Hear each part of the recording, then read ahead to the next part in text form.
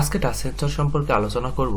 আজকের এই ভিডিওতে থাকছে টাচ সেন্সর কি, কেন ব্যবহার করব, এর প্রকারভেদ, দেখতে কেমন, এর পিন আউট এবং এর সাথে থাকছে যে টাচ সেন্সরটি কিভাবে কাজ করে। প্রথমেই টাচ সেন্সর কি? টাচ সেন্সরকে স্পর্শকাতর সেন্সর বলা হয়। এটি একটি ইলেকট্রনিক সেন্সর যা শারীরিক স্পর্শ শনাক্তকরণ এবং রেকর্ড করার জন্য ব্যবহার হয়। টাচ সেন্সর কেন ব্যবহার করব?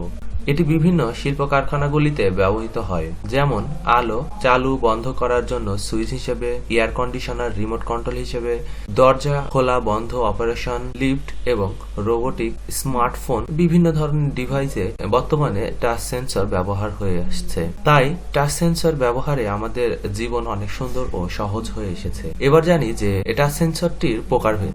টাচ সেন্সরটি দুই ধরনের হয়ে থাকে, যথা capacitive touch sensor, resistive touch sensor.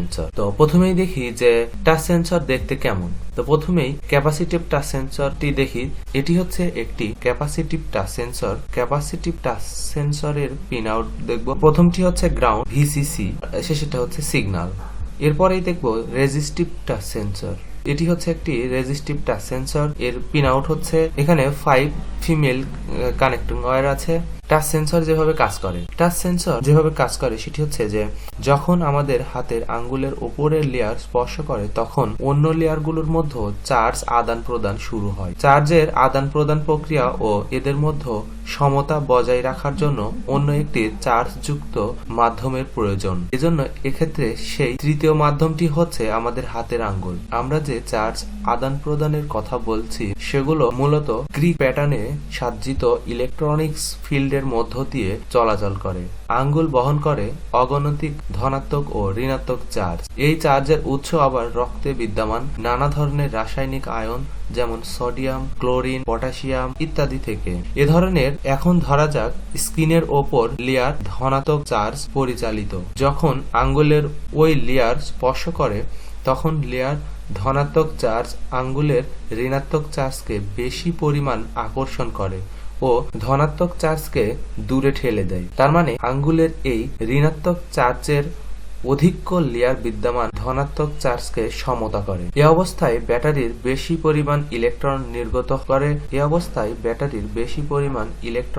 নির্গত করে যেটা নিচের লেয়ার ঋণাত্মক চার্জের অধিক্য তৈরি করে। তার মানে সবচেয়ে উপরের যেই লেয়ার ও নিচের যেই লেয়ারের মধ্যে দুটি বিপরীতধর্মী যথেষ্ট পরিমাণ চার্জের চলাচল শুরু হয়। আর এই পুরো প্রক্রিয়া শুরু হওয়ার জন্য অবশ্যই লেয়ারগুলো পরস্পরের সাথে মিলিত হতে হবে। আর সেটা ঘটে যখন আমরা হাত দিয়ে স্ক্রিন স্পর্শ করি, যখন আমাদের আঙ্গুল উঠিয়ে ফেলি তখন ইলেকট্রিক ফিল্ড অদৃশ্য হয়ে যায় এবং কোনো চার্জ আদান প্রদান ঘটে না।